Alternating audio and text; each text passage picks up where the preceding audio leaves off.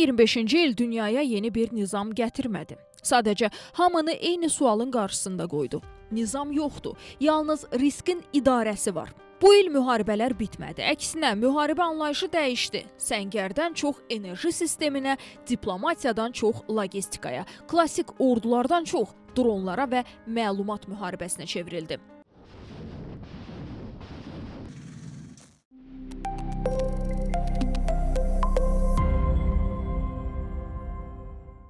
Və 2025-in əsas xüsusiyyəti budur.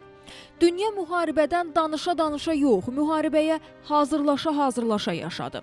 Ukrayna-Rusiya müharibəsi 2025-də böyük hücumlar ili olmadı. Bu tükənmə ili oldu. Raket və dron zərbələri, enerji infrastrukturu, təchizat xətləri müharibənin mərkəzinə çevrildi və bu prosesin arxasında bir həqiqət dayanır. Qalib gəlmək üçün bəzən torpaqdan çox zaman lazımdır. 2025-in sonunda müharibənin dinamikası hansı şəhər alındı sualı ilə yox, kim daha uzun müddət tab gətirəcək sualı ilə ölçülür. Bu fonun özü qlobal təhlükəsizlik arxitekturasını yenidən dizayn edir. Bax, bu məktəbdir. Məktəbin binasıdır. 80 uşaq burada təhsil alırdı. Düz yanda uşaq bağçası var və mütləq formada vurğulamalıyam ki, ətrafda heç bir hərbi obyekt yoxdur. Yəni, Rusiya ordusu təəssüflər olsun ki, mülki insanları hədəfə alıb.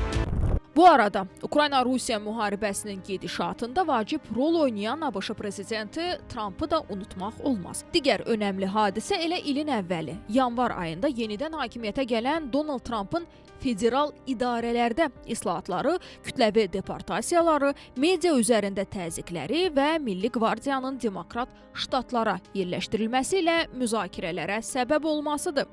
ABŞ-da iqtisadi narazılıq və inflyasiya respublikaçıların yerli seçkilərdə ağır məğlubiyyət almasına gətirib çıxarıb. Trumpın hakimiyyətə qayıdışı Ukrayna müharibəsinə dair danışıqları sürətləndirsə də, Vaşinqtonun ardıcıl olmayan siyasəti narahatlıq yaratdı. Trumpın Zelenskini sərt şəkildə tənqid etməsi və Putinlə qısa sürən görüşdən sonra Rusiyaya yeni sanksiyalar tətbiq edilməsi vəziyyəti daha da gərginləşdirdi. Ukrayna isə bu müddətdə rekord sayda raket hücumu ilə üzləşdi. Və əlbəttə ki, nəticə etibarilə Trump vurğuladı ki, Putinə inanmaq olmaz. Yenidən Rusiya-Ukrayna müharibəsi fonunda yenidən Ukrayna prezidenti Volodimir Zelenski ilə Rusiya prezidenti Vladimir Putin arasında telefon danışığı gözlənilir və bu telefon danışığını da Trump həyata keçirəcəyinə ümid edir. ABŞ-nin polad, alüminium və mis kimi strateji məhsullara yüksək tariflər tətbiq etməsi qlobal ticarətdə gərginliyi artıran hadisələrdən oldu.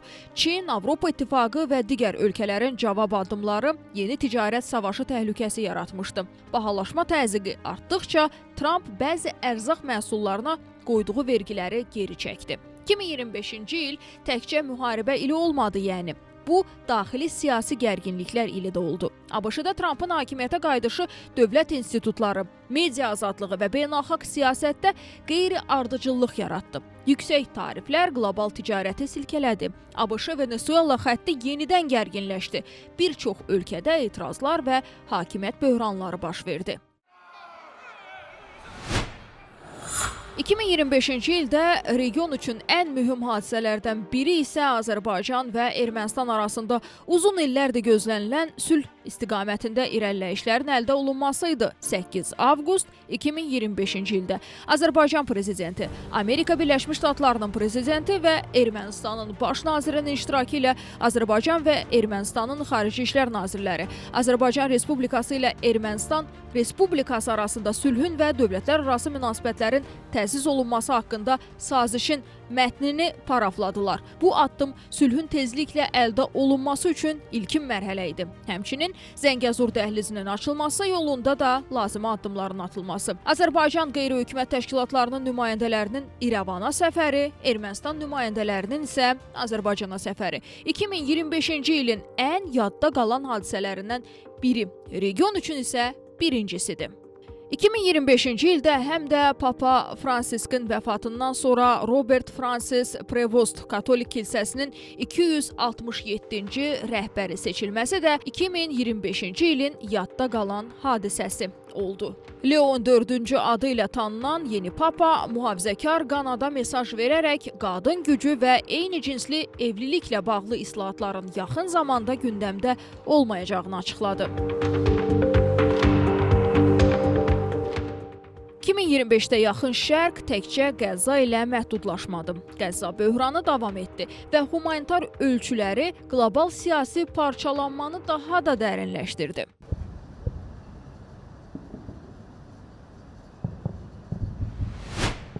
Amma ilin qırılma anı başqa bir xətt oldu. İsrail və İran arasında 13-24 iyun 2025-ci il tarixində baş verən 12 günlük müharibə. Tırlar dayanıb, İran tırlarıdır, xeyli saydadır və ucu bucağı bilinmir bu tırların.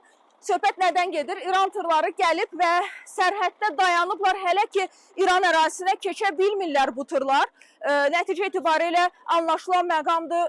Münaqişə, müharibə zonası da hazırda İran İslam Respublikası və məhz bu səbəbdən burada olduğumuz vaxt ərzində həm söhbət olduğumuz İran vətəndaşları vurğuluyurlar ki, onlar ölkəni tərk etməyə məcbur qalıblar və daha təhlükəsiz bir məkan axtarırlar özlərinə.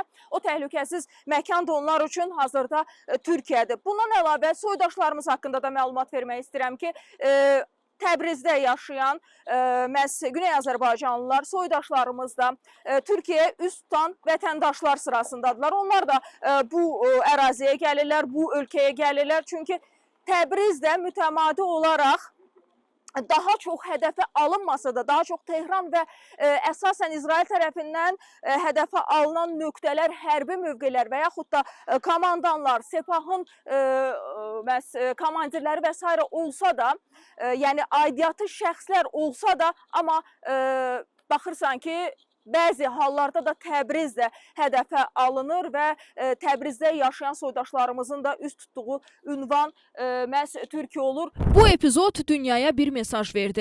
Regionda lokal bir toqquşma belə bir neçə günün içində qlobal gündəmi ələ keçirə bilər. صدای متجاوز به صدای حق و حقیقت است. آنچه که ملاحظه کردید، صدایی که شنیدید، فضای غبارآلود استادیوم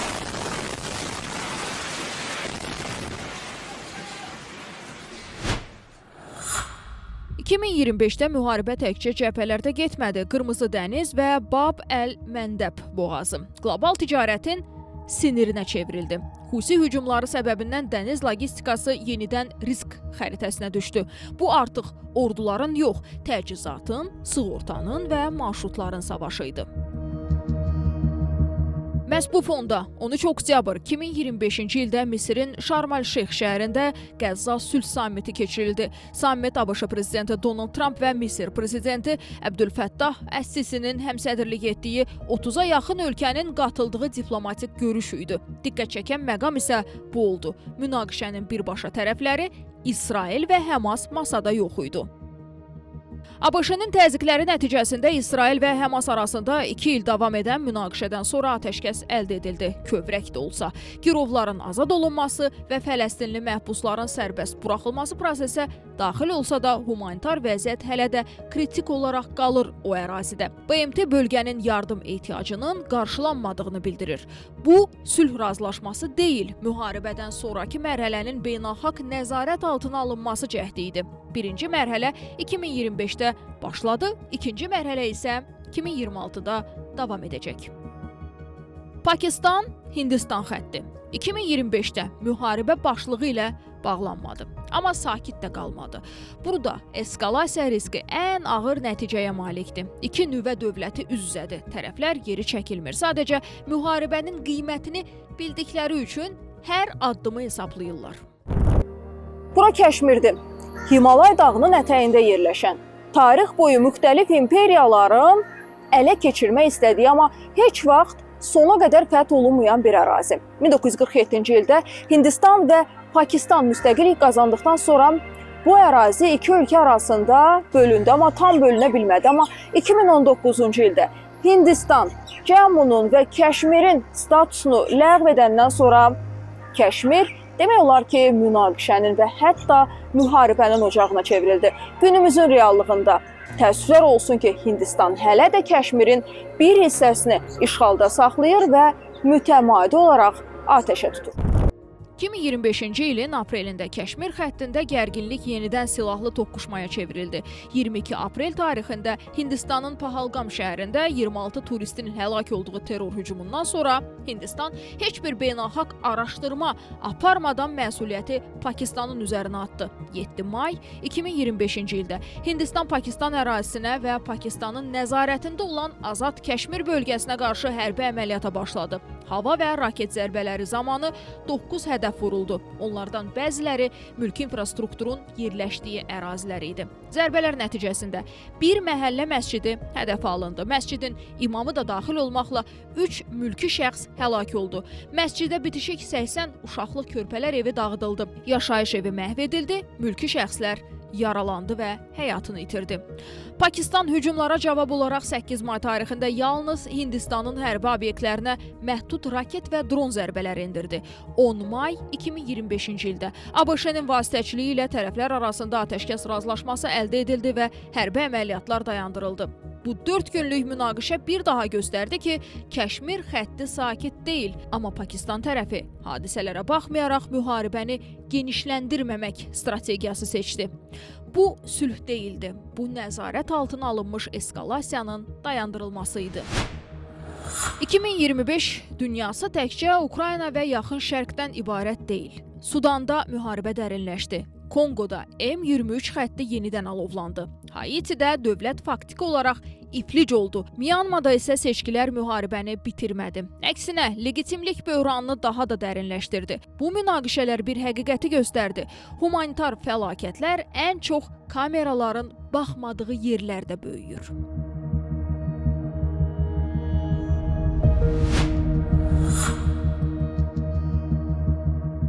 2025-də müharibənin başqa bir cəbhəsi açıldı. Texnologiya. Süni intellektdə yatırımlar rekord həddə çatdı. Nvidia-nın bazar dəyəri 5 trilyon dolları keçdi, amma eyni vaxtda yanlış məlumat, işsizlik və etik risklər qlobal narahatlıq yaratdı. İqlim hadisələri artıq hava xəbəri deyil. Bunu 2025 sübut etdi. Bu təhlükəsizlik məsələsidir. Daşqınlar, yanğınlar, qasırğalar milyardlarla dollar ziyan vurdu. Milyonlarla insanı köçkünə çevirdi. 2025-ci il bir nəticə verdi. Dünya artıq sülh və müharibə arasında seçim etmir. Dünya daimi gərginlik rejimində yaşayır. Bu il güc qışqırmadı, güc gözləmədi, güc hesablamadı. Və 2025 göstərdi ki, ən böyük mübarizə torpaq üstündə yox, vaxt, resurs, informasiya və logistika üstündə gedir. Vəfa Həmzəyeva, Real TV.